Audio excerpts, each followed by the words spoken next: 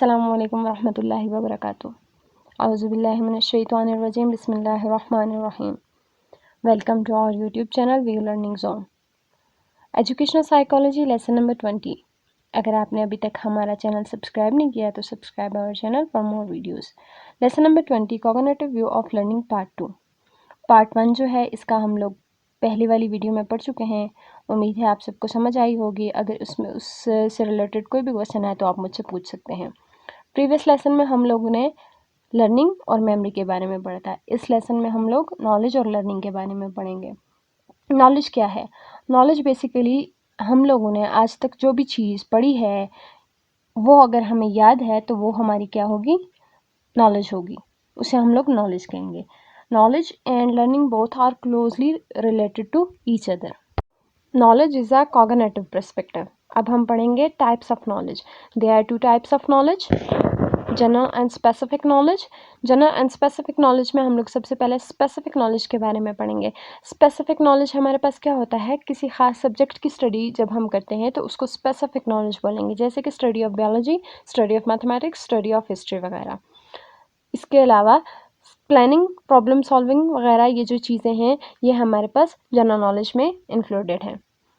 Number 2 type है इसकी domain specific knowledge. Domain specific knowledge क्या है? ये वो नॉलेज है जो हमें किसी पर्टिकुलर सिचुएशन को समझने के लिए चाहिए होती है। इसका हमें हर वक्त याद रहना ज़रूरी नहीं होता। जैसे कि यहाँ पे एग्जांपल दी गई है, how motor car engines work. उसके बाद फिर से जनरल नॉलेज हमें बताया गया है कि जनरल नॉलेज क्या है।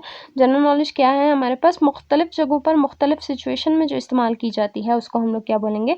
जनरल नॉलेज बोलेंगे। आगे कैटेगरीज ऑफ नॉलेज है जिसमें हमारे पास 3 यहाँ पे बताई गई हैं, डिक्लेरेटिव, प्रोसीजरल एंड कंडीशनल। इसके अलावा एक और भी यहाँ पे आगे जाके एक्सप्लेन है, एपिसोडिक मेमोरी। सबसे पहले डिक्लेरेटिव, जैसे कि इसके नाम से ही जाहिर है।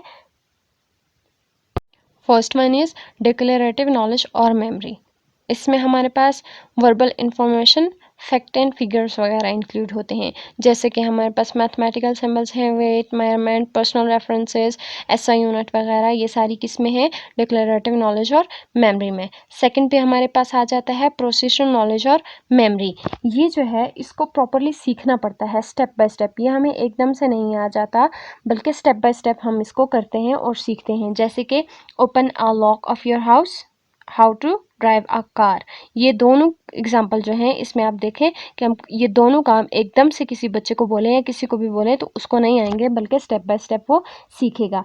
थर्ड पे आ जाता है कंडीशनल नॉलेज। कंडीशनल नॉलेज क्या है कि कहाँ पे आपने प्रोसीजरल नॉलेज को यूज़ करना है और कहाँ पे डिक्लेरेटिव नॉलेज को यूज़ करना है, इसको हम बोलेंगे conditional knowledge.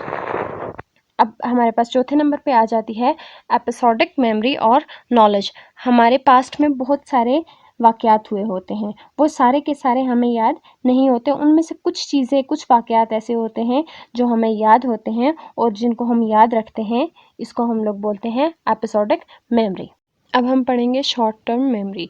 Short term memory हमारे पास क्या है? कोई भी चीज़ जो हमें थोड़े टाइम के लिए याद रहती है और उसके बाद हमें उसे भूलना शुरू हो जाते हैं, उसको हम लोग बोलेंगे short term memory. Short term memory का टाइम ड्यूरेशन होता है 15 to 20 second. Information learning process system को ही पहले शॉर्ट टर्म मेमोरी कहा जाता था। शॉर्ट टर्म मेमोरी में हमारे पास मोस्टली नंबर्स होते हैं, कोई चीज़ों के नाम होते हैं, कोई स्पेसिफिक इंफॉर्मेशन वगैरह इसमें नहीं होती। इसके बाद हमारे पास आ जाता है long term memory. Long term memory क्या है कि जो हमारे माइंड में ज़्यादा टाइम तक कोई इंफॉर्मेशन रहे तो उसको हम लोग लॉन्ग टर्म मेमोरी बोलेंगे, और जब भी हमें उसकी ज़रूरत महसूस हो, हम उसे रिकॉल कर सकते हो, तो वो हमारे पास लॉन्ग टर्म मेमोरी में आ जाएगी। इसको हम लोग स्टोर हाउस ऑफ स्टोरेज भी बोलते हैं। इसके आगे से 2 टाइप्स हैं, एक है हमारे पास एक्सप्लिसिट मेमोरी और एक है हमारे पास इम्प्लिसिट मेमोरी। एक्सप्लिसिट मेमोरी ये लॉन्ग टर्म मेमोरी की वो टाइप है जिसको हम जब चाहे रिकॉल कर सकते हो, जब जब हमें इसकी ज़रूरत महसूस हो हम इसे रिकॉल कर सकते हो। ऐसी मेमोरी को हम लोग एक्सप्लिसिट मेमोरी बोलते हैं।